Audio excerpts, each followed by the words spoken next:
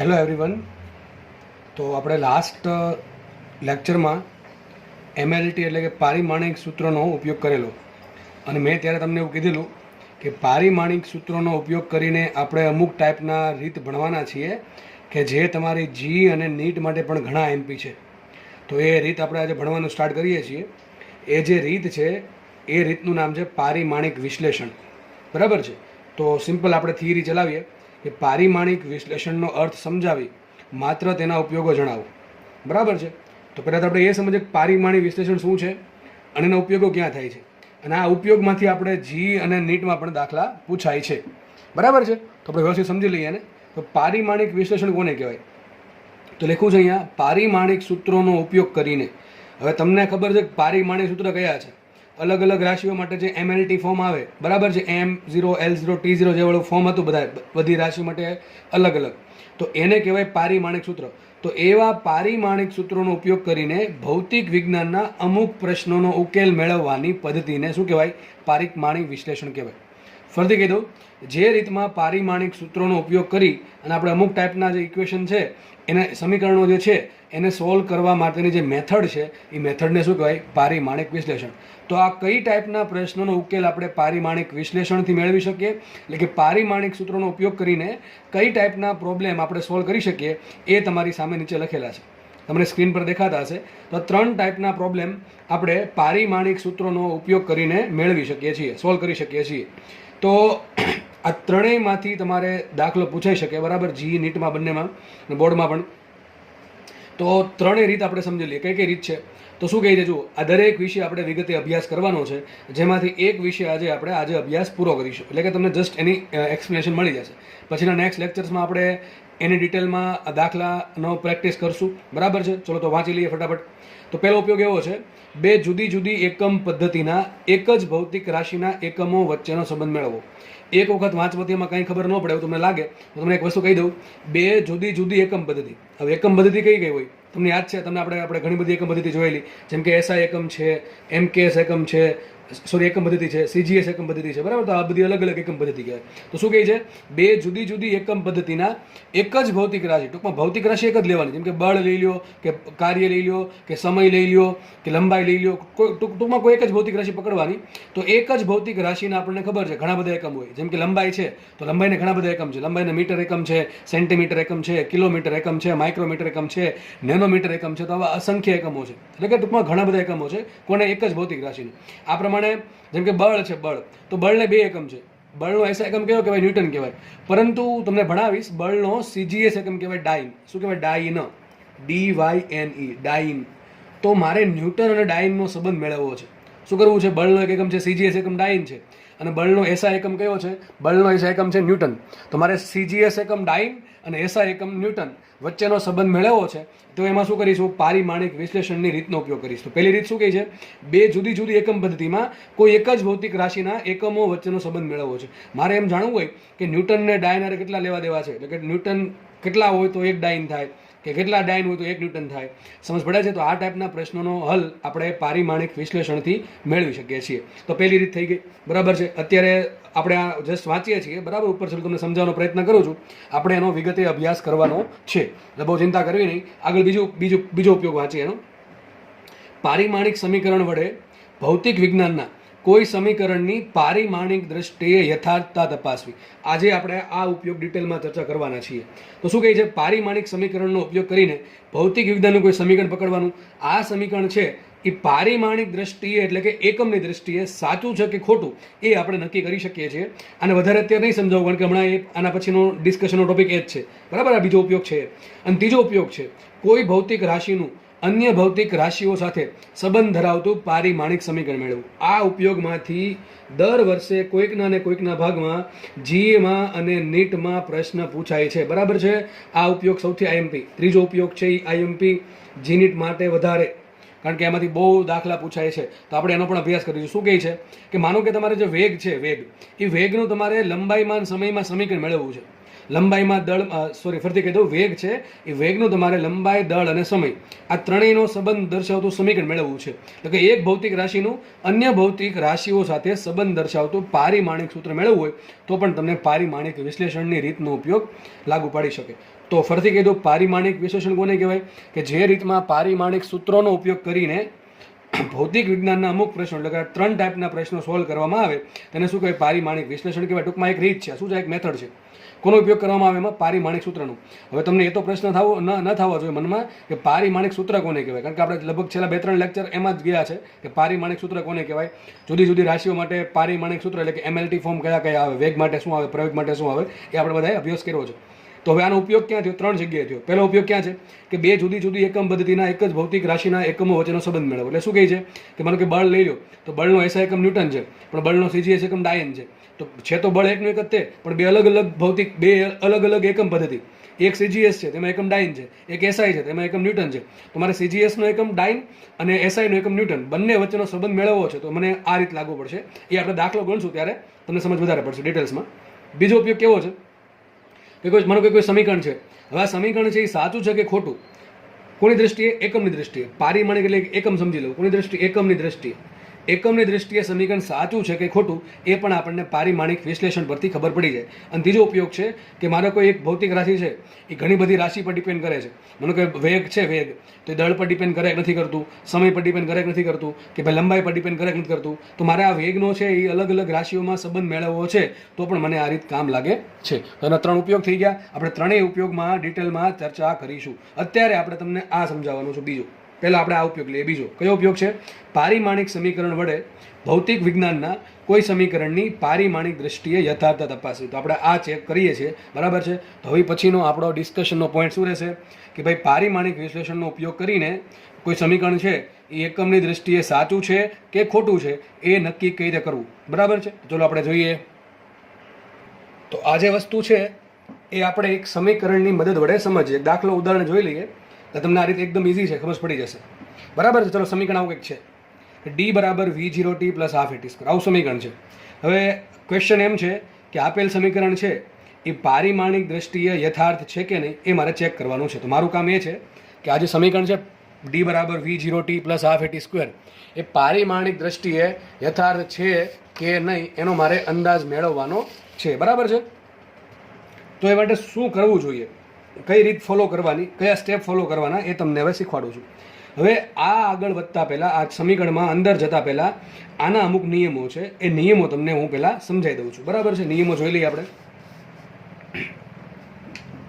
શું લખ્યું છે જુઓ કે પારિમાણિક દ્રષ્ટિએ સમીકરણ યથાર્થ છે કે નહીં એ નક્કી કરવા માટેના નિયમો. ટૂંકમાં આ 2-3 નિયમ છે એ તમે સમજી લો છો. નિયમ યાદ નથી રાખવાના, આ બસ જસ્ટ એક્સ્ટ્રા માહિતી છે, બરાબર છે. આ એક્સ્ટ્રા માહિતી છે, કંઈ યાદ નથી રાખવાનું. આ એકદમ સિમ્પલ વાત છે, તમને ધીમે ધીમે સમજ પણ પડી જશે.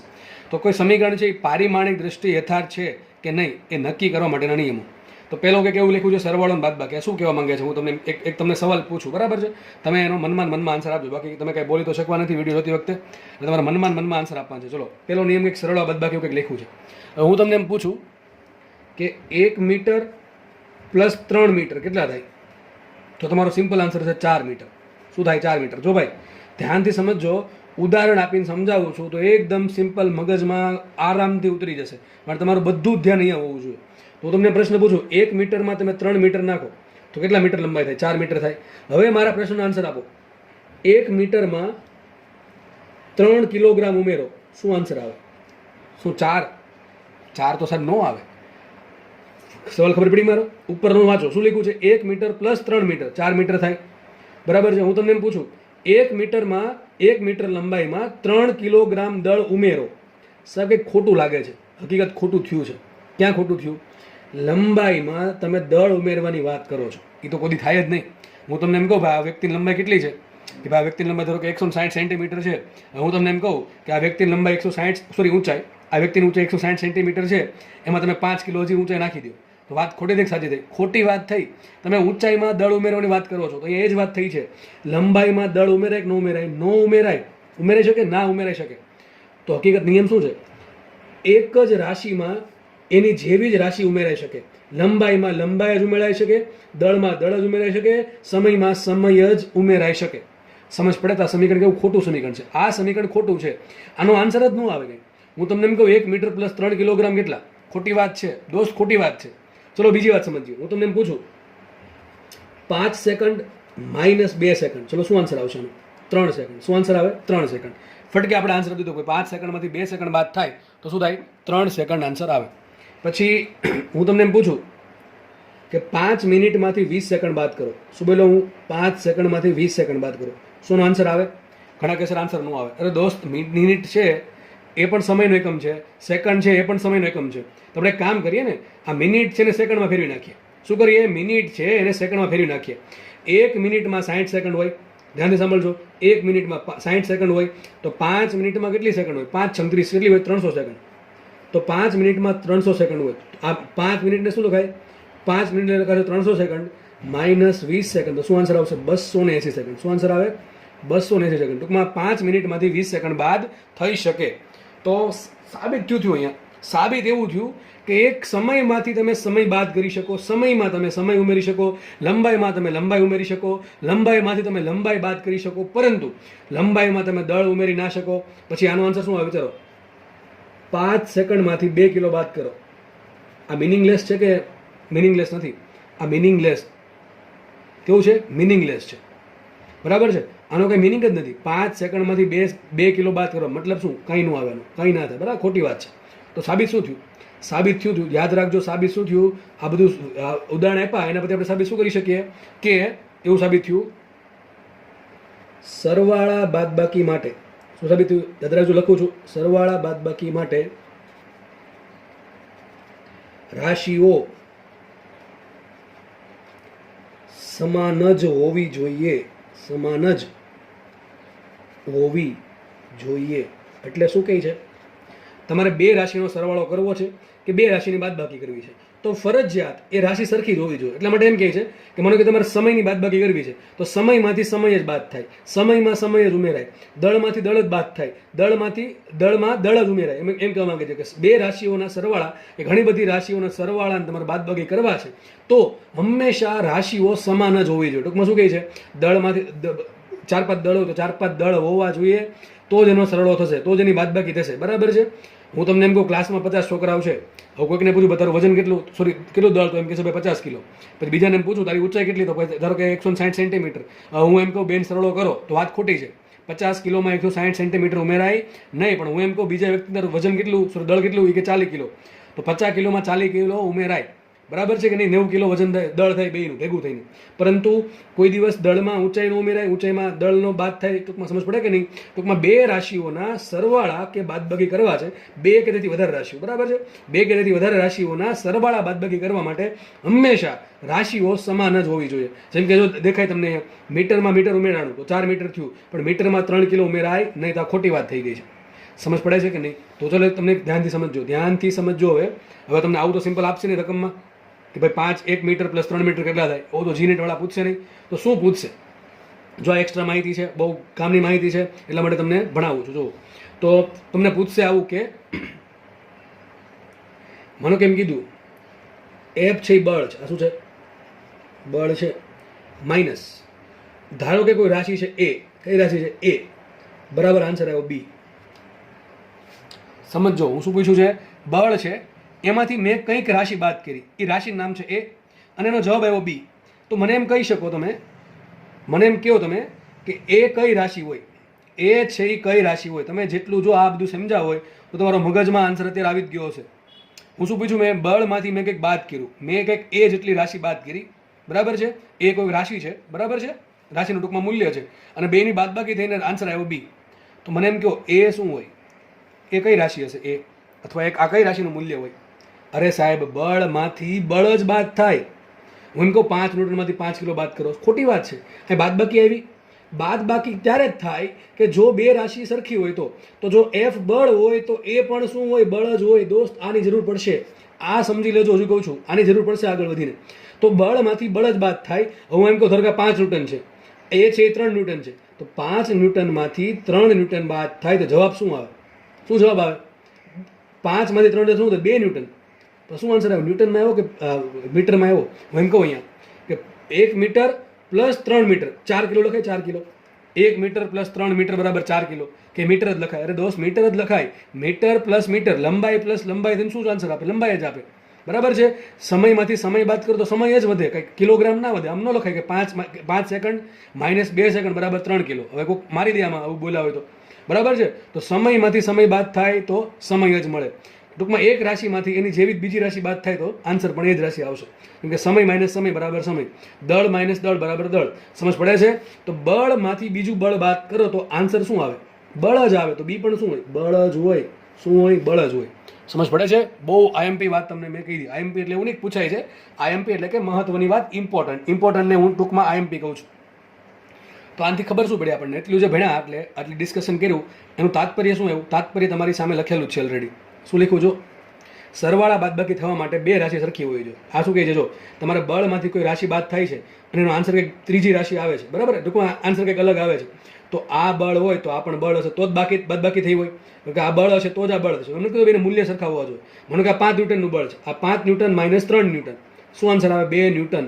હું ન્યૂટનની વાત કરું છું, આંકડાની વાત નથી કરતો. આંકડા ઘડીક સાઈડમાં રાખો. પણ આ બળ છે, આ પણ બળ છે ને આ પણ બળ જ છે. હું એમ કહું પ્લસ હોત તો શું આન્સર આવે? વિચારો. અહીંયા પ્લસ હોત તો શું આન્સર આવત? એ પ્લસ એ બરાબર બી. શું છે સૂત્ર? એ પ્લસ એ બરાબર બી. ચલો શું આન્સર આવે? વિચારો શું આન્સર આવે? અરે સાહેબ એનો એ જ આન્સર આવે. કેમ? બળમાં બળ જ ઉમેરાય. હું તમને પૂછું 5 ન્યૂટન પ્લસ 3 કિલો કેટલા થાય? 5 ન્યૂટન પ્લસ 3 કિલો બરાબર કેટલા? આનો કોઈ આન્સર જ નથી દોસ્ત. આ ખોટી વાત છે, એકદમ ખોટી વાત છે. તો કહેવાનો તાત્પર્ય એવો છે કે બળમાં બળ જ ઉમેરાય અને બે બળ ભેગા થઈને શું બનાવે? બળ જ બનાવે. ટૂંકમાં 5 ન્યૂટન પ્લસ 3 ન્યૂટન. શું આન્સર આવે? 8 ન્યૂટન. પણ આવે શું? ન્યૂટન જ આવે. તો આ પણ ન્યૂટન છે. સરવાળો બાદબાકી હોય. ટૂંકમાં સાબિત શું થયું? તમે બે રાશિનો સરવાળો કરો કે બાદબાકી કરો, બે રાશિ જો સરખી હશે તો જ એનો સરવાળો બાદબાકી થશે. અને એનો સરવાળો બાદબાકી થઈ ને જે જવાબ આવશે એ પણ એ રાશિ જેટલું જ હશે. સોરી, એ રાશિનો જ જવાબ આવશે. ટૂંકમાં બે બળનો સરવાળો કરો તો જવાબ શું આવશે? બળ આવશે. બે બળની બાદબાકી કરો તો પણ જવાબ શું આવશે? બળ આવશે. તો આટલી વાત મેં તમને વારે વારે સમજાવી છે. હવે આ તમારા મગજમાં કંઈક ઉતરી જવી જોઈએ અને કંઈક બેસી જવી જોઈએ કે સમીકરણમાં મને વચ્ચે સરવાળો દેખાય છે, બાદબાકી દેખાય છે, તો 100% બે રાશિઓ સરખી હશે તો જ થશે આવું. બાકી થાય નહીં. હું તમને એમ કહું કે ભાઈ ધારો કે 30 સેકન્ડ છે, એમાંથી 20 કિલો બાદ કરો તો તરત ખબર પડી જાય કે ખોટું લાગે છે. તો તરત મગજમાં તમને આવી જવું જોઈએ કે ભાઈ બે રાશિ સરખી હોય તો જ સરવાળો બાદબાકી થયો હોય. તો ચલો અહીંયા પૂરું કરીએ. આ વસ્તુ બધાને સમજ પડી ગઈ હશે. જો હજી સમય નથી પડી તો હું તમને હજુ કહું કે હજી એક વખત રિવાઇઝ કરીને જોઈ લો. બરાબર છે? યુટ્યુબ પર વિડીયો છે એટલે બહુ સારામાં સારું છે. ક્લાસમાં ભણતા હોય તો ઘણાને એક વખત ભણી ગયા પછી ન સમજો તો ઘણી વખત પૂછવા આવે. પણ અહીંયા તમારી પાસે શું કહેવાય સારામાં સારી ઓનલાઈનની સુવિધા છે એટલે તમે બીજી વખત પણ જોઈ શકો છો. બરાબર છે? તો તમે બીજી વખત જોઈ લેશો. કદાચ સમજ નહીં પડે તો બહુ ઓછા લોકો હશે જેને સમજ નહીં પડી હોય, છતાં પણ આપણે કંઈ શરમાવા નહીં, સમજ ન પડી હોય તો ફરી વખત જોઈ લેવાનું એટલે તમને 100% સમજ પડી જશે. બરાબર છે? એક્ઝામ્પલ એટલા માટે જ આપ્યા છે બધા સમજવા માટે. હવે આગળ વધીએ. બીજો નિયમ શું કહે છે? અત્યારે આપણે ખાલી જસ્ટ નિયમ જ ભણવાના છે. બરાબર છે? ચલો બીજો નિયમ શું કહે છે? સમીકરણની જમણી બાજુની રાશિના એકમ બરાબર સમીકરણની ડાબી બાજુના રાશિના એકમ. ચલો આનું એક્ઝામ્પલ લઈ લઈએ. હમણાં આપણે આવું ભણ્યા હતા. હમણાં આપણે એવું કંઈ કીધું હતું કે એ પ્લસ એ બરાબર બી. ચલો એ પ્લસ એ બરાબર બી આવું કંઈક હમણાં ભણ્યા હતા. ચલો આ શું છે? બળ છે. આ પણ શું થાય? બળ જ થાય તો જ બે વચ્ચે સરવાળો થયો હોય. બંને વચ્ચે સરવાળા નિશાની ક્યારે આવે? બળમાં બળ જ ઉમેરાય તો એ પણ શું હોય? બળ જ હોય. બરાબર? આ શું થાય? બળ જ થાય. તો હું એમ તમને કહું, આ થઈ ગઈ ડાબી બાજુ, આ થઈ ગઈ સમીકરણની ડાબી બાજુ, આ થઈ ગઈ જમણી બાજુ. એક થઈ ગઈ રાઈટ હેન્ડ સાઈડ ને એક થઈ ગઈ લેફ્ટ હેન્ડ સાઈડ. તો એક થઈ ગઈ RSH એટલે કે રાઈટ હેન્ડ સાઈડ. બરાબર? એક અક્ષર પકડી લીધો. અને એક થઈ ગઈ લેફ્ટ હેન્ડ સાઈડ એટલે ડાબી બાજુ. તો આ થઈ ગઈ સમીકરણની ડાબી બાજુ. કઈ બાજુ થઈ ગઈ? સમીકરણની ડાબી બાજુ. અને આ થઈ ગઈ સમીકરણની જમણી બાજુ. તો હું એમ કહું બી શું છે? B what is B? બળ પ્લસ બળ બરાબર બળ જ થાય. તો બી પણ એક બળ જ છે. તો હું એમ તમને કહું આ પણ બળ છે, આ પણ બળ છે. બે ભેગા થઈને શું બનાવશે? બળ બનાવશે. તો સમીકરણની ડાબી બાજુની રાશિ શું છે? બળ છે. તો એકમ શું છે? ન્યૂટન. તો સમીકરણની ડાબી બાજુ જે પણ રાશિઓ છે જે ગમે એટલી છે એનો એકમ શું છે? ન્યૂટન છે. તો સમીકરણની જમણી બાજુ જે રાશિ છે, એક હોય બે હોય ગમે એટલી હોય, એનો એકમ શું છે? ન્યૂટન જ હશે. આના પરથી તો ખબર પડી જાય છે. બરાબર છે? આ સમજાયું એ જ સમજાવું છું. એની એ જ પાછી વાત આવે છે. બરાબર છે? શું બોલું હું કે સમીકરણની જમણી બાજુ જેટલી બી રાશિઓ છે એ રાશિઓનો જે એકમ હશે એ જ એકમ સમીકરણની ડાબી બાજુઓની રાશિઓ વડે બનશે. આ બાજુ કુલ ભેગું બધા રાશિ ભેગી થઈને બળ બનાવે છે તો સમીકરણની આ બાજુ પણ બધી રાશિ ભેગી થઈને બળ જ બનાવવી જોઈએ. જો બળ નથી બનતું તો સમીકરણ યથાર્થ નથી. આપણે શું શીખવાનું છે? પારિમાણિક દ્રષ્ટિએ યથાર્થ સમીકરણ કોને કહેવાય? તો પહેલી વાત તો આ સમજાવી કે સરવાળો બાદબાકી તો જ થાય કે જો રાશિ સરખી હોય તો, બરાબર છે. તમને એમ આપી દે કે 30 સેકન્ડ માઇનસ 20 કિલો, તો આ સમીકરણ યથાર્થ છે, આ સમીકરણ યથાર્થ નથી. હવે બીજો નિયમ એવો છે કે જમણી બાજુની રાશિઓનો જે એકમ છે એ જ બરાબરની ડાબી બાજુની રાશિઓનો કુલ એકમ હોવો જોઈએ. મને કે આ બધી આપણે ગણતરી કરી, તમને કોઈ સમીકરણ આપ્યું ચેક કરવા માટે, બરાબર, એક્ઝામ પૂછે કે આ સમીકરણ યથાર્થ છે કે નહીં, તો તમારે ચેક શું કરવાનું કે સમીકરણની ડાબી બાજુ જેટલી બી રાશિ છે એનો એકમ શું બને છે અને સમીકરણની જમણી બાજુ શું જે પણ રાશિઓ છે એનો એકમ શું બને છે. જો બંનેના એકમ સરખા આવે તો સમીકરણ યથાર્થ છે. મને કે આ બાજુ ન્યૂટન આવ્યું ને આ બાજુ કિલોગ્રામ આવ્યું તો સમીકરણ યથાર્થ નથી. એમ તમે ન લખી શકો ન્યૂટન બરાબર 3 કિલો લખાય, આમ લખાય કે ભાઈ 5 ન્યૂટન બરાબર 5 કિલો લખાય કે ન લખાય? કોઈ દી ના લખાય, આ ખોટી વાત છે. 5 ન્યૂટન બરાબર 5 કિલો કોઈ દી થાય જ નહીં, બરાબર છે. હા, એવું થાય કે 5 ન્યૂટન બરાબર 5 ન્યૂટન, 5 કિલો બરાબર 5 કિલો, એ રીતે. પણ કોઈ દી બે રાશિ સરખી હોઈ શકે ને, એના મૂલ્ય સરખા હોઈ શકે રાશિઓના, પણ રાશિઓ સરખી હોઈ શકે નહીં.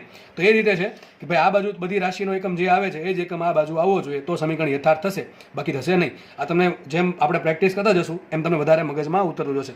અને છેલ્લે આગળ ત્રીજો નિયમ એવો કહે છે કોઈ પણ બે રાશિઓના ગુણાકાર ભાગાકાર થઈ શકે. અહીંયા સરવાળાનો નિયમ શું હતું સરવાળા બાદબાકીમાં કે બે રાશિઓ સરખી હોય તો જ એનો સરવાળો થઈને બાદબાકી થાય, પણ ગુણાકાર ભાગાકારમાં આવા નિયમ લાગુ પડતા નથી. કોઈ પણ બે રાશિઓનો સરવાળો થઈ શકે અને કોઈ પણ બે રાશિઓના ગુણાકાર થઈ શકે અને ભાગાકાર થઈ શકે. કોઈ પણ બે નહીં, પણ તો ગમે એટલી લખી શકો. કોઈ પણ રાશિઓના ગુણાકાર અને ભાગાકાર થઈ શકે. સર આ સમજાવો નથી સમજાણું? ચલો સમજાવી દઈએ, આપણે સમજાવી દઈએ. આપણે કઈ છે જ નહીં સમજાવવા જવું. ચલો જોઈ લઈએ. હું તમને એમ કહું, અંતરને સમય વડે ભંગાય કે ન ભંગાય? અંતરને સમય વડે ભંગાય કે ન ભંગાય? અરે સાહેબ કંઈ વાંધો નથી, આ તો નવી રાશિ મળે, કઈ ઝડપ. ઝડપ શું છે હકીકતે?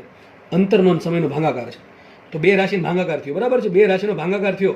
શું બે રાશિ સરખી છે? ના સર, સરખી નથી, અલગ અલગ રાશિઓ છે, બરાબર છે. તો બે રાશિનો ભાગાકાર થઈ શકે? થઈ શકે. બે અલગ અલગ રાશિઓના ભાગાકાર થઈ શકે. ચલો તમે એમ કહું ગુણાકાર, ચલો એમ કહું દળ ગુણ્યા વેગ. ચલો દળ ને વેગ સરખી રાશિ, અલગ અલગ રાશિઓ છે. બંને કેવી રાશિ છે? અલગ અલગ રાશિઓ છે, છતાં પણ એનો ગુણાકાર થાય છે. ગુણાકાર થઈને શું મળશે? વેગમાન મળે. શું મળે? વેગમાન. તો વેગમાન શું છે? હકીકત દળનો અને વેગનો ગુણાકાર છે. ટૂંકમાં બે રાશિઓના ભાગાકાર, બે અથવા બેથી વધારે રાશિઓ, બરાબર. હું જ્યાં બે બોલું તો સમજવાનું વધારે પણ હોઈ શકે. તો બે રાશિઓના ગુણાકાર અથવા બે રાશિઓના ભાગાકારથી તમને નવી રાશિ ઉત્પન્ન થશે. ટૂંકમાં કોઈ પણ રાશિઓના ગુણાકાર અને ભાગાકાર થઈ શકે છે, પણ કોઈ દી આમ ના લખાય કે અંતર પ્લસ સમય. આ વાત જ ખોટી થઈ ગઈ સાહેબ. અંતર પ્લસ સમય હોય જ ના શકે. અંતર ભાંગ્યા સમય હોઈ શકે, અંતર ગુણ્યા સમય હોઈ શકે, પરંતુ અંતર પ્લસ સમય ના હોઈ શકે, અંતર માઇનસ સમય ના હોઈ શકે. ટૂંકમાં 100 વાતની એક વાત, બે રાશિનો સરવાળો બાદબાકી થાય છે તો ડેફિનેટલી એ બંને રાશિ સરખી જશે. બે રાશિનો ભાગાકાર કે ગુણાકાર થાય છે તો એવું જરૂર નથી કે બે રાશિ સરખી જ હોય. જેમ કે જુઓ, હું તમને કહું ખૂણો, ચલો શું લઈ લઈએ? ખૂણો બરાબર શું આવે? ચાપના છેદમાં ત્રિજ્યા. તો ચાપ પણ શું બતાવે? લંબાઈ બતાવે. ચાપ શું બતાવે? લંબાઈ બતાવે. ત્રિજ્યા પણ શું બતાવે? લંબાઈ બતાવે. તો શું બનશે? ખૂણો બનશે કે નહીં બને? તો ખૂણાનો એકમ શું હોય? 0 0 0. આપણે ખબર છે ખૂણા માટે MLT શું આવે? M0 L0 T0. તો એવું કંઈ જરૂરી નથી કે બે રાશિ હંમેશા અલગ અલગ જ હોય છે તો જ એનો ભાગાકાર થાય. એટલે ટૂંકમાં બે રાશિ અલગ હોઈ શકે ભાગાકારમાં, બે રાશિ અલગ હોઈ શકે ગુણાકારમાં. એવું કંઈ જરૂરી નથી કે બે રાશિ અલગ જ હોઈ શકે. બે રાશિઓ સરખી પણ હોઈ શકે, જેમ કે ચાપ પણ લંબાય છે, ત્રિજ્યા પણ લંબાય છે, તો પણ બેનો ભાગાકાર થઈને નવી રાશિ બને કઈ? ખૂણો. ટૂંકમાં ગુણાકાર ને ભાગાકાર માટે કોઈ પાબંદી જ નથી. તમને મન ફાવે એમ કરો ને તો બે રાશિનો ભાગાકાર કરી શકો, બે રાશિનો ગુણાકાર કરી શકો, બે સરખી રાશિનો ભાગાકાર કરી શકો, બે સરખી રાશિનો ગુણાકાર કરી શકો. ચલો એક એક્ઝામ્પલ લઈએ, ક્ષેત્રફળ. ચલો શું લઈ લઈએ? ક્ષેત્રફળ, એરિયા. ચલો ક્ષેત્રફળ કોને કહેવાય? લંબાઈ ગુણ્યા લંબાઈ.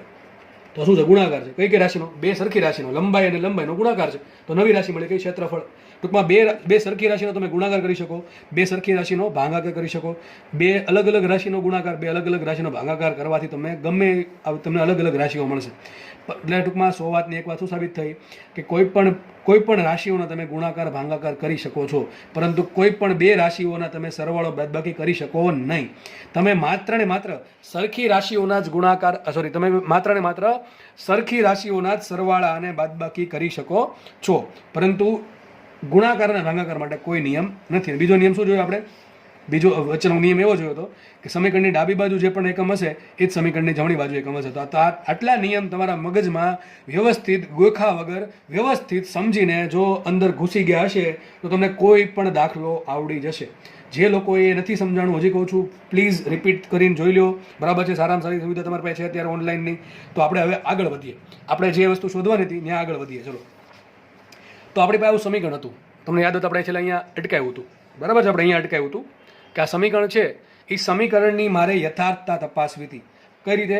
કે તમને પ્રશ્ન પૂછશે કે આ સમીકરણ છે એ પારિમાણિક દ્રષ્ટિએ યથાર્થ છે કે નહીં. મને તમને બોર્ડમાં પ્રશ્ન પૂછાણો, બરાબર? જેની રમત પૂછાય જ છે. 4 ઓપ્શન આપ્યા છે, એમાંથી કયો સમીકરણ છે એ પારિમાણિક દ્રષ્ટિએ યથાર્થ છે કે નહીં. ટૂંકમાં 4 આપ્યા હોય એમાંથી એકાદું નહીં હોય તો તમારે ટીક કરવાનું રહે. અથવા સિમ્પલ ચાલો બોર્ડનો દાખલો લઈએ. બોર્ડમાં માનો કે આવું પૂછ્યું કે d બરાબર v0t plus half at square, આ સમીકરણ છે એ પારિમાણિક દ્રષ્ટિએ યથાર્થ છે કે નહીં એ તમારે જણાવવાનું છે. તો પારિમાણિક દ્રષ્ટિએ યથાર્થ હોવા માટે શું જરૂરી છે? સમીકરણની ડાબી બાજુ જે એકમ બને છે એ જ એકમ સમીકરણની જમણી બાજુ બનવો જોઈએ. અને વચ્ચે જો સરવાળો બાદબાકી આવતો હોય તો આ રાશિ છે અને આ રાશિ બે ભેગા થઈને જે એકમ છે બેનો એકમ કેવો હોવો જોઈએ? સરખો જ હોવો જોઈએ.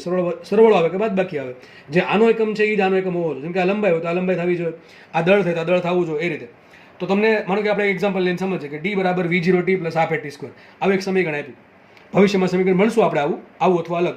તો તમારે અત્યારે નક્કી ખાલી એટલું જ કરવાનું છે કે સમીકરણ જે છે એ પારિમાણિક દ્રષ્ટિએ યથાર્થ છે કે નહીં. તમને રકમમાં નીચે લખ્યું છે, શું લખ્યું છે કે ભાઈ ડી છે શું છે? ડી સ્થાનાંતર છે. શું છે? ડી સ્થાનાંતર છે. આગળ વધીએ. v0 શું છે? v0 પ્રારંભિક વેગ છે, ટૂંકમાં વેગ છે, વેગ. પ્રારંભિક વેગ જવા દો અત્યારે, સિમ્પલ વેગ છે. ટી શું છે? સમય છે. ટી સમય છે. હાફ તો ખબર પડે કે શું છે હાફ, કે કેવું પડશે લખવું પડે. હાફ બરાબર અડધું, બરાબર? હાફ એક સંખ્યા છે, લખવાની જરૂર નથી. એ શું છે? એ છે અચળ પ્રવેગ, એટલે ટૂંકમાં પ્રવેગ છે. અને છેલ્લે છે ટી સ્ક્વેર, એટલે કે સમયનો વર્ગ પાછો છે. ચલો આપણે ચેક કરીએ કે આ સમીકરણ યથાર્થ છે કે નહીં. ચેક કરવામાં શું કરવાનું? પહેલી વાત તો એ નક્કી કરવાની કે ડાબી બાજુ જેટલી બી એકમ છે અને જમણી બાજુના જે એકમ છે સરખા છે કે નહીં. ચલો આપણે કામ કરીએ. ચલો ડાબી બાજુ એ લખું LSH. LSH એટલે શું થાય? Left hand side. ચલો લેફ્ટ હેન્ડ સાઈડ કઈ રાશિ છે? ડી છે ને. ડી શું છે? સ્થાનાંતર. શું છે? ડી સ્થાનાંતર છે. શું છે? ડી સ્થાનાંતર. ચલો બે રીતે છે, બે રીતે તમે કરી શકો. કાં તો તમે એકમ સરખાવીને કરી શકો અથવા તો તમે MLT સરખાવીને કરી શકો. આપણે અત્યારે MLT સરખાવીને શીખવાડો તમે. ચલો MLT. ચલો ડી શું છે? સ્થાનાંતર છે. સ્થાનાંતરનું MLT શું આવે વિચારો? સ્થાનાંતર એક ટાઈપનું અંતર જ છે, તો અંતરનું MLT શું આવે યાદ કરો? ડીનું MLT. તમે કોઈ પણ રાશિના પ્રમાણે બ્રેકેટમાં મૂકો ને, આ પ્રમાણે બ્રેકેટમાં, મતલબ એમ થાય છે કે ડીનું MLT શું આવશે? ડીનું MLT m0 L1 T0. સમજ પડે છે? તમે ડીનું MLT શું ખબર પડી ને કઈ રીતે આવ્યું? ડી એટલે અંતર જ છે એક ટાઈપનું. અંતરનું શું MLT આવે? m0 L1 T0, બરાબર છે? તો આગળ વધીએ. વાત કરીએ RSH ની. કોની વાત કરીએ? લેફ્ટ હેન્ડ સાઈડ આટલું આપણને મળ્યું. જો આટલું જ MLT જમણી બાજુ મળશે આપણને બધી જ રાશિઓનું, તો સમીકરણ યથાર્થ છે, બાકી નથી. ચલો આગળ વધીએ. RSH માં લઈએ આપણે. RSH એટલે લેફ્ટ હેન્ડ રાઈટ હેન્ડ સાઈડમાં પહેલાં આપણે કામ કરીએ. v0t પકડીએ. કોને પકડીએ? પહેલાં v0t ને. ચલો v0 × t. મારે v0t નું MLT લખવું છે. કોનું MLT લખવું છે? v0t નું MLT. તો જે રાશિને તમારે MLT લખવું ને બ્રેકેટમાં મૂકી દેવાની. ચલો તો v0t નું MLT શું લખાય વિચારો? તો પહેલાં કઈ છે? પહેલાં v0 છે એટલે શું છે? v0 what is v0? શું લખ્યું છે? v0 શું છે? પ્રારંભિક વેગ છે. ટૂંકમાં વેગનું MLT શું થાય વિચારો? વેગનું MLT શું થાય તમને યાદ હોવું જોઈએ દોસ્ત. વેગ એટલે શું થાય?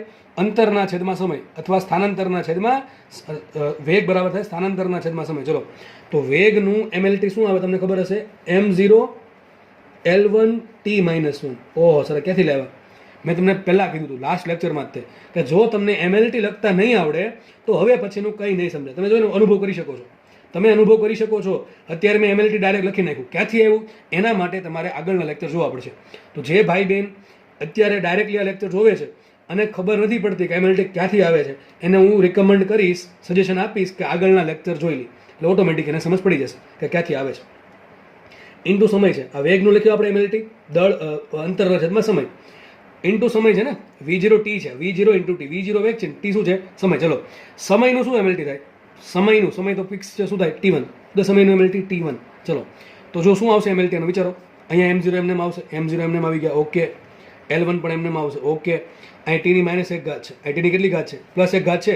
-1 ઘાતમાં +1 ઘાત ઉમેરો તો કેટલી ઘાત વધે? ટીની 0 ઘાત વધે કે ન વધે? ટી આધાર સરખો એટલે ઘાતનું શું થાય? સરવાળો બાદબાકી થાય. તો ચલો v0t નું MLT શું આવે? v0t નું MLT આવશે m0 L1 T0. ઓકે ચલો આગળ વાત કરીએ હાફ at સ્ક્વેર. હજુ આ પદ આખું બાકી છે. કયું છે? Half at square. તો આપણે હાફ at સ્ક્વેરનું MLT લખવાનું છે. ચલો હાફ at સ્ક્વેરનું MLT. મને એમ કહો હાફનું MLT શું આવે? અરે સર ગાંડા જેવી વાત થાય છે, 100% ગાંડા જેવી વાત થાય છે. હાફ એક સંખ્યા છે, સંખ્યાનું કોઈ MLT હોય નહીં, બરાબર છે? એ પણ તમે આપણે ચર્ચા કરેલી છે. તો હાફનું કોઈ MLT હશે નહીં. આગળ વધીએ. ચલો એ હોટી છે, એ પ્રવેગ છે. શું છે? એ પ્રવેગ છે. ચલો પ્રવેગનો એકમ શું થાય? પ્રવેગનો એકમ શું થાય? પ્રવેગનું એકમ થાય મીટર પ્રતિ સેકન્ડ સ્ક્વેર. શું થાય? મીટર પ્રતિ સેકન્ડ સ્ક્વેર. તો પ્રવેગનું એમએલટી શું આવશે? m0L1t-2. સોરી, હું જે એમએલટી લખીશ ડાયરેક્ટ જ લખીશ ભાઈ, બરાબર. વચ્ચે બોલતો જરૂર જઈશ કે કઈ રીતે આવે છે, પણ તમારે ડિટેલમાં જાણવું હોય તો હું હવે પાછું એ સાબિત નહીં કરું કે પ્રવેગનું એમએલટી આવું થાય છે. બાકી ખાલી આપણે એમએલટીમાં જ રહેશું, કોઈ આગળ વધશું જ નહીં. તો પ્રવેગનું એમએલટી આવું થાય છે, તમને સાબિત કરાવેલું છે, આગળ જોઈ લેવું. તો પ્રવેગ શું થાય? મીટર પર સેકન્ડ સ્ક્વેર. શું થાય પ્રવેગનું એકમ? મીટર પર સેકન્ડ સ્ક્વેર, એટલે કે L1 અને t-2. આગળ વધીએ. હાફનું કાંઈ એમએલટી નહીં, આપણે એનું એમએલટી લખી નાખો, આ એનું એમએલટી લખ્યું. ઓકે, ચલો. હવે કોણ બાકી છે? સમય. સમયનો વર્ગ છે. શું છે? સમયનો વર્ગ. તો સમયનો વર્ગ શું થાય? Second square. સેકન્ડ સ્ક્વેરનો એમએલટી શું આવે? t2, એટલે કે t સ્ક્વેર, બરાબર છે. તો m0L1t-2 અને t સ્ક્વેર એટલે કે સમયના વર્ગનું એમએલટી આવશે t સ્ક્વેર. તો ચલો કરીએ ગુણાકાર બેનો. તો અહીંયા m0 એક જ છે એટલે m0 આવશે, L એક જ છે એટલે L1 આવશે. અહીંયા જુઓ, અહીં t ની -2 ઘાત છે, અહીં t ની +2 ઘાત છે, બંને જગ્યાએ tt જ છે એટલે આધાર સરખો છે એટલે શું થાય? ઘાતનો સરળો બાદબાકી થાય. તો -2 માં +2 ઘાત ઉમેરો શું વધે? t0 ઘાત. શું વધે? t0 ઘાત. તો સાબિત શું થયું? જુઓ તો V02 નું એમએલટી શું આવ્યું? m0L1t0. 1/80² નું એમએલટી શું આવ્યું? m0L1t0. બે સરખા છે કે નહીં? બે સરખા છે, અને બે સરખા હોવા જોઈએ. કારણ શું છે સાહેબ? વચ્ચે સરવાળો છે. શું છે? વચ્ચે સરવાળો. બે હમણાં જો નિયમ નંબર 1 શીખવાડો તો ને તમને, આ નિયમ નંબર 1 કામ આવશે હવે, કે બે રાશિઓના સરવાળા બાદબાકી તો જ થાય કે બંનેના એકમ સમાન હોય તો, અથવા બંને રાશિ સમાન હોય તો, અથવા બંનેના એમએલટી સમાન હોય તો જો સાબિત થઈ ગયું. આ V02 નું એમએલટી શું આવ્યું? L1 આવ્યું. 1/80² નું એમએલટી શું આવ્યું? L1 આવ્યું. આનું એમએલટી પણ L1 છે, આનું એમએલટી પણ L1 છે. બંને વચ્ચે શું છે? સરવાળો. બંને વચ્ચે સરવાળો ક્યારે હોય? કે અહીંયા આનું એમએલટી અને આનું એમએલટી અથવા બંનેના એકમ અથવા બંને રાશિ કેવી થાય? સરખી થાય. તો આપણે સાબિત શું થયું? કે ભાઈ RSHમાં V0t નું એમએલટી અને 1/80² નું એમએલટી કેવા છે? સરખા છે. તો અહીંયા લખાય, આમ લખાય કેમ લખાય? V0t નું એમએલટી, આ એમએલટી સાબિત થયું, અને 1/80² નું એમએલટી એટલે કે પારિમાણિક સૂત્ર સરખા છે. બે વસ્તુ તમારે ચેક કરવી પડે. બે વસ્તુ કઈ? વચ્ચે સરવાળા બાદબાકી હોય. બે નિયમ છે આમાં, બે વસ્તુ તમારે ચેક કરવાની. બે રાશિ વચ્ચે જો અથવા બે પદ વચ્ચે જો સરવાળો બાદબાકી હોય, તો સરવાળો બાદબાકી હશે તો તમારે શું કરવાનું? જે આનો એકમ છે કે જે આનો એમએલટી છે એ જ આનો એમએલટી કે એકમ થવો જોઈએ. અને બીજી વસ્તુ એ ચેક કરવાની, ડાબી બાજુની બધું એમએલટી અને જમણી બાજુની બધી રાશિનું એમએલટી સરખું થવું જોઈએ. તો આપણે હજી એક વસ્તુ ચેક કરી કે ભાઈ જમણી બાજુ જે સરવાળો થાય છે બે રાશિ વચ્ચે એના એમએલટી કેવા છે? સરખા છે. ટૂંકમાં આ સાઈડનું સમીકરણ સાચું છે, જમણી બાજુનું સમીકરણ સાચું છે એવું આપણે ખબર પડી ગઈ. ચલો હવે જમણી બાજુના સમીકરણને ડાબી બાજુના સમીકરણ જોડે સરખાવીએ. ચલો હવે જુઓ, જમણી બાજુનું આનું એમએલટી શું આવ્યું? V0t નું L1. જમણી બાજુમાં 1/80² નું એમએલટી શું આવ્યું? L1. તો બેના એમએલટી શું આવ્યા? L1 જ આવ્યા. ઘણા કેસ તો આવું ન થઈ જાય. m0L1t0 પ્લસ m0L1t0, ઘણા આવું કરશે, પછી આવું કરશે 2 ટાઈમ્સ m0L1t. એટલે ડોબા સરવાળો નથી કરવાનો, આપણે ખાલી એકમ જોવાના છે. હું તમને એમ કહું કે 5 મીટર પ્લસ 3 મીટર તો શું થાય? 8 મીટર ને? શું થાય? 8 મીટર ને? સમજ પડી? તો આપણે આ સરવાળો કોનો કરીએ? મીટરનો કરીએ કે આંકડાનો કરીએ છીએ? સરવાળો કોનો થાય? આંકડાનો થાય. આ મીટરનું થાય. આ મીટર તો એમને જ રહ્યું, આ મીટર એમને જ રહ્યું કે નહીં સાહેબ? સમજ પડે? ફરતી બીજું સમજાવું. ચલો, 5 ન્યૂટન માઇનસ ધારો કે લઈ લે 2 ન્યૂટન, તો શું આન્સર આવે? 3 ન્યૂટન. આ 3 ક્યાંથી આવ્યા? આ 5 માઇનસ 2 બરાબર 3 લેખા, પણ આ ન્યૂટનને તો આપણે ચાળા કર્યા જ નથી દોસ્ત. સમજ પડે છે? તે જ રીતે કહું છું, આનો એકમ શું આવ્યો અથવા આનું એમએલટી શું આવ્યું? L1. આનું એમએલટી શું આવ્યું? L1. તો કુલ એમએલટી કેટલું? L1 જ થાય. અહીંયા મીટર તો આ બાજુ મીટર થયું, અહીં ન્યૂટન આ બાજુ ન્યૂટન જ થયું. આપણે ખાલી એકમ પર ફોકસ કરવાનું છે, આંકડા પર ફોકસ કરવાનો થતો નથી. તો સાબિત શું થયું કે RSHમાં એમએલટી શું થયું? આખું એમએલટી શું આવ્યું? બેનું ભેગું એમએલટી કેટલું કહેવાય? m0L1t0. આવું નથી લખવાનું ભાઈ, આવું ભૂલ નહીં કરતા, બરાબર છે? m0L1t0 પ્લસ m0L1, આવું નથી કરવાનું કે 2 ટાઈમ્સ m0L, એવું કરતા નહીં. આપણે ખાલી જસ્ટ એકમ સરખાવવાના છે. તો RSHમાં એટલે કે રાઇટ હેન્ડ સાઈડમાં કુલ કેટલું એમએલટી આવ્યું? ટૂંકમાં બેનું ભેગું એમએલટી કેટલું છે? m0L1t0. ચલો, તો રાઇટ હેન્ડ સાઈડ આટલું એમએલટી છે. ચલો, લેફ્ટ હેન્ડ સાઈડ એમએલટી કેટલું લખીએ? LSH. ડાબી બાજુ એમએલટી કેટલું છે? ડાબી બાજુ શું છે? સ્થાનાંતર છે. સ્થાનાંતરનું એમએલટી શું છે? m0L1t0. શું છે અહીંયા? m0L1t0. શું એમએલટી બંને સરખા છે? બંનેના એમએલટી સરખા છે. કેવા છે? બંનેના એમએલટી સરખા છે. બંનેના એમએલટી સરખા છે એટલે સાબિત થઈ ગયું આ સમીકરણ પારિમાણિક દ્રષ્ટિએ કેવું છે? યથાર્થ છે. કેવું છે? આ સમીકરણ પારિમાણિક દ્રષ્ટિએ યથાર્થ છે. હવે તમને એક શોર્ટકટ આપો, બરાબર છે? નાનકડી એવી શોર્ટકટ છે, એનો આપણે યુઝ કરી દઈએ. એક કામ કરીએ, અહીંયા ગણી દઉં છું, જગ્યાનો યુઝ કરી નાખીએ, બરાબર. આપણે ચલો, તો સમીકરણ શું હતું મારી પાસે? આપણી પાસે સમીકરણ આવું કંઈક હતું, ડી બરાબર V0t plus half eighty square. બીજી રીત છે આ. તમારે બોર્ડમાં દાખલો પૂછો, બોર્ડમાં દાખલો, તો તમારે બોર્ડમાં આ પ્રમાણે દાખલો ગણવાનો છે. બોર્ડમાં તમારે આ રીતે દાખલો ગણવાનો છે એમએલટીનો યુઝ કરીને. પણ જીનીટીમાં પૂછાય તો કંઈ ચિંતા જ નથી, આપણે જસ્ટ ખાલી ટપકું ટીક કરવાનું છે.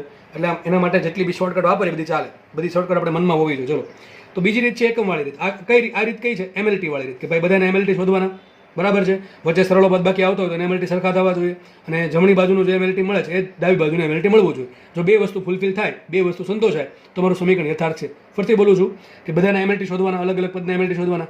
એમાં બે પદ વચ્ચે જો સરવાળો બાદબાકી આવતો હોય તો એ બેનું એમએલટી ફરજિયાત સરખું હોવું જોઈએ. તો પેલું આ ચેક કરવાનું. બીજું શું ચેક કરવાનું? કે બધી રાશિઓના જમણી બાજુનું જે એમએલટી છે એ જ ડાબી બાજુનું એમએલટી થાય. જો આ બે વસ્તુ સંતોષાય તો તમારું સમીકરણ યથાર્થ છે. તો આ થઈ ગઈ પહેલી કઈ રીત થઈ ગઈ? એમએલટી વાળી રીત. ચલો બીજી રીત જોઈએ. બીજી રીત આની જેવી જ એટલે એકમ વાળી રીત. કઈ રીત છે? એકમ વાળી. ચલો, ડી નો એકમ શું આવશે? ડી નો એકમ, ડી શું છે? સ્થાનાંતર છે ને.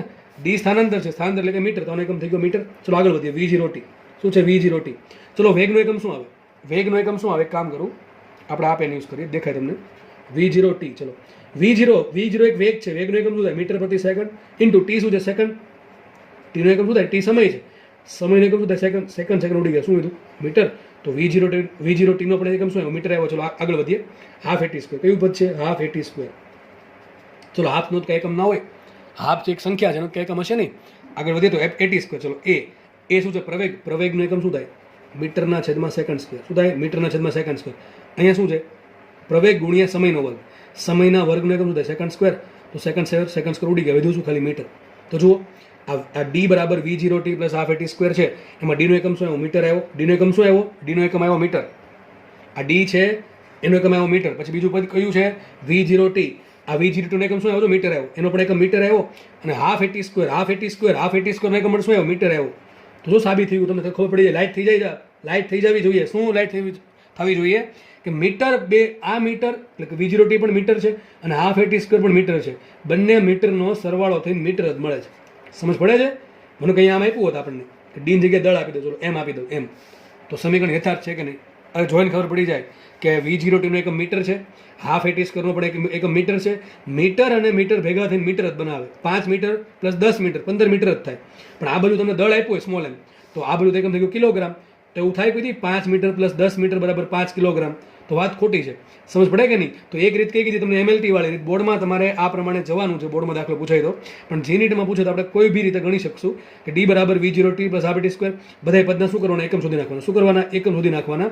વચ્ચે સરવાળો આવતો હોય, બરાબર છે, વચ્ચે સરવાળો આવતો હોય તો એકમ સરખા થવા જોઈએ. સમજ પડી ગઈ કે નહીં? તો આપણે અહીંયા હવે રાખીએ. આઈ હોપ કે તમને એક એક્ઝામ્પલ સમજ પડી હશે.